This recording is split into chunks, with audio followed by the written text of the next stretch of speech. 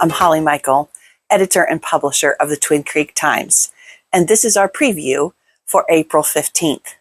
This week, I wrote about the name, image, likeness rules that the school has passed for student athletes, and this is in accordance with the Ohio High School Athletic Association policies on NIL that came about at the end of last year after a pretty well publicized lawsuit that actually came out of Dayton for the whole state. So schools in the Ohio High School Athletic Association voted to allow name, image, likeness. There is a host of rules, one of which is that, unlike college, groups of people can't sponsor or pay an athlete. And there is no record right now of anyone from Valley View participating yet. But anyway, it's interesting to see all the qualifications and rules that students need to follow. And it is interesting to have that option. Ohio is the 45th state to offer this, so it's not completely unique at all to have this. So this week you'll see we have the Farmersville quiz. And last week we had the Germantown quiz, and I didn't realize it, but I apparently made it very difficult. There were only a handful of people who got all the questions right. And so if you haven't taken the Germantown quiz, check it out. I got it linked here.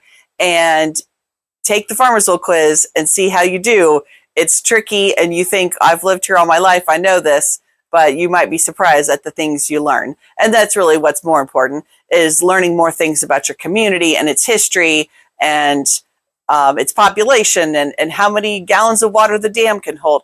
All of those things are important facts to know about our community that sort of enriches your participation in community life and is really not as much more about that than it is your score. This week, we also write about pool updates in Farmersville and Germantown. Pool season is going to be here before we know it. The weather is starting to warm up, which makes us think of it. Germantown is selling passes and booking parties. Farmersville is still trying to recover from not being open last year, but the pool itself is going to be open. They've come up with this joint staffing arrangement between Farmersville and Germantown, which helps with the problems that Farmersville had last year in hiring a manager and hiring lifeguards. So that obstacle overcome, both pools are going to be open this season. And in the story I also talk about Farmersville looking beyond this season and having some community meetings to talk about the future of the pool overall into 2027. And this is connected to the fact that there's a pool levy that needs to be renewed later this year. I'm happy to have a really cool alumni profile.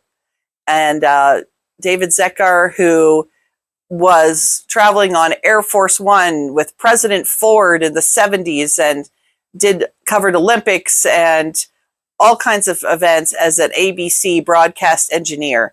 So he has submitted, and his family has submitted information.